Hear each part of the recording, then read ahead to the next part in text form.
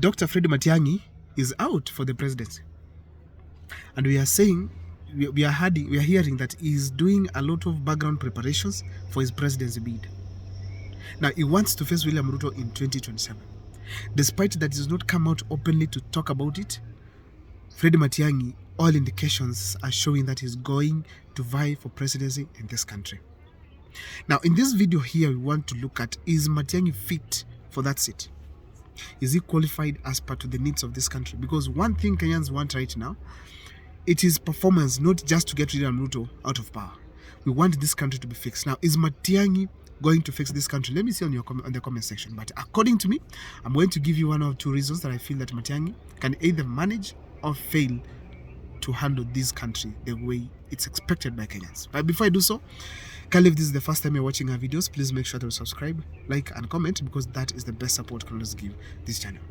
Now, Dr. Fred Matiang'i, as we speak right now, how do we know him? We know him through President Uhuru Kenyatta. In 2013, when President Uhuru Kenyatta won the presidency, actually they gave him a very serious docket of IT. In this docket, it's where youths were being engaged immensely.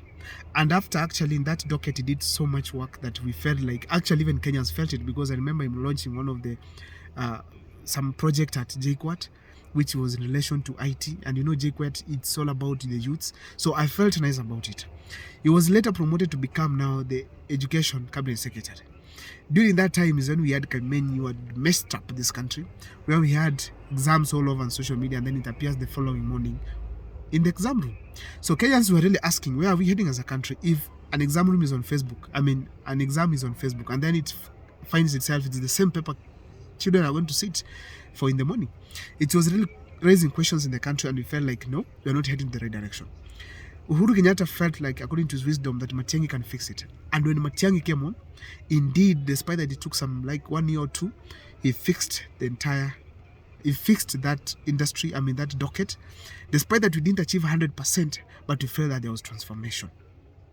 So in general, Matiang'i fixed that docket, and we found that at least we are getting some credible results when it comes to the A's that are produced, B-S, B planes, A-S in various schools. And actually even found some various schools that were always used to producing 100 and 200 or 300 A's, now just having 5, 2. That was tremendous. Now, he was taken to Interior. We saw some efforts. During his time, it's when we had Dusit D2 attacks. I think this is the time we also, Dusit D2 attacks. I think this is the time also we had something to do with Westgate Mall. I'm not so sure about that, but I think that was also the time. And during this time, we saw some proper management, because the terrorists were all killed. Now, Matiang'i, in short, I mean that he was tested on the Interior on how things were going to act. When I saw him acting on the issue of Dusit D2 attack by the terrorists, Matiang'i did something good that I didn't. When I compared to Joseph Ole Nkaissery, I feel that he was a bit decisive. Nkaissery, when we had terrorists at the Garissa University, he went there first, even before the Reke Squad. But on Dusit D2, Matiang'i did not even go there in person. We had the terrorists, the Reke Squad arriving there in time and dealing with these terrorists. That was good, because these guys were all killed, despite they caused some damage, but at least they were also killed. Those who were also the mastermind behind this kind of an attack, they were also arrested. And that is what's good as far as Matiang'i is concerned. Also, if you check in the country, we also faced by banditry at those counties, the thrift counties. And Matiang'i tried to do his best, but banditry is not easy. But at least we found some of drastic measures being taken as far as that is concerned. Though he did not finish it fully, but we said we saw some form of actions that were good. Also on the roads, he tried to fix some issues, but we didn't find the issue to do with corruption still being taken care of. But we saw at least policemen in doubt or in fear in some way. When Matiang'i was also in that docket, we realized that when the police uniforms were being printed, he gave it to the prisoners. And even prisoners, I think, was also the issue to do with NYS, to print some of this, to produce some of these clothes. And I felt it was good when they are being manufactured by Kenyans, because he even accused William Ruto at that time of trying to get that tender to get the uniforms produced from outside and then provided for the police. So Matiang'i had that idea. And I felt like that was being good, because when you bring such kind of an idea and then you allow Kenyans to execute, it was an amazing idea. Now, Matiang'i did not stop there. We had some innovative minds, innovative ideas that were coming up in the country, like having a Huduma number that's going to have everything to do with you. I personally feel like I wish Huduma number could be working. And the foolish thing I saw in this government is that Huduma number was abolished. Yes, 45 billion shillings were used to ensure that thing has been done. But now, regardless of that, they came and abolished it. Now we have something else in the country, and I feel it was very bad. But nevertheless, Matiang'i had innovative ideas that we felt like if they could be combined with these ideas that we have with the youths in the country, probably this country was going to do well.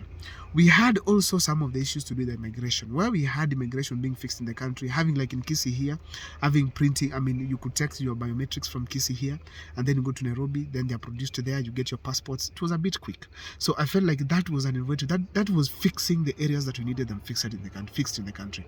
So Matiang'i tried his best to ensure that at least he has also fixed areas that he needed to fix. Now, apart from that, under Uhuru Kenyatta, Matiang'i also got some chance to supervise government projects. One of them being the issues to do with the development projects in the country, roads and other things. Matiang'i did his best, according to me. Why am I saying so?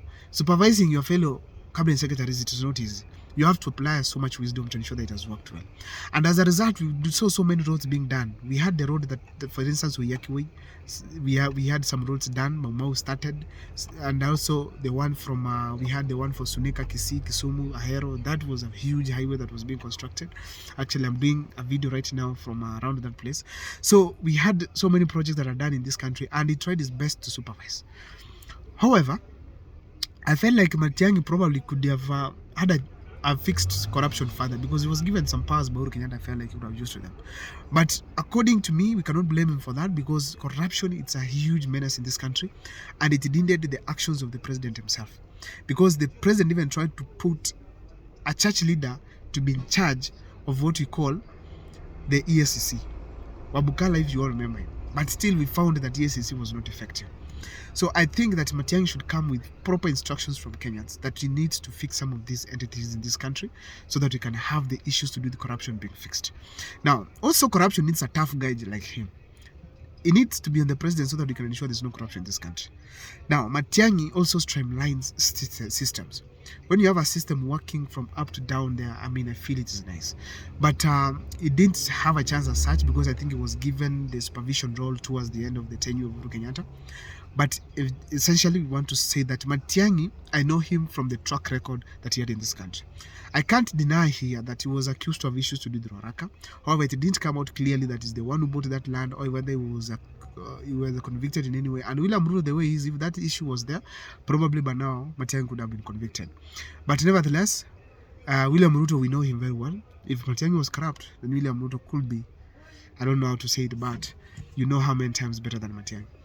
Anyway, he was accused of that. Also, we had some issues to do with Matiang'i, where we had the court orders coming out, him not respecting. But whenever he spoke on why he went against it, he came out clearly until even the members of parliament were satisfied. But nevertheless, I want to admit it here that you should not go against the court orders or even the law in any way, so long as it has come from the courts. That is how we encourage Kenyans to also obey the rule of law. That was a weakness when it comes to Matiang'i. That was power that was too much in him. But I want to believe that if Matiang'i comes, respects the rule of law, and does his work the way he's supposed to do, probably this country will be streamlined. Now, I don't know what is your take, but I feel strongly that the positives about Matiang'i are much more than the negatives of Matiang'i. We cannot really get a perfect person, but we need someone at least who is better than Ruto and Uhuru Kenyatta. For me, I feel strongly Matiang'i is the person we need as a country as we speak. I'm going to do a video extensively about Morara Kibaso, but nevertheless, that is my position about Matiang'i. What is your position about Fred Matiang'i? Let me see in the comment section. My name is Abel Mkwa. Please make sure that you subscribe, like, and comment, because that is the best support you can always give this channel. See you next time for more videos. Please make sure that you keep following.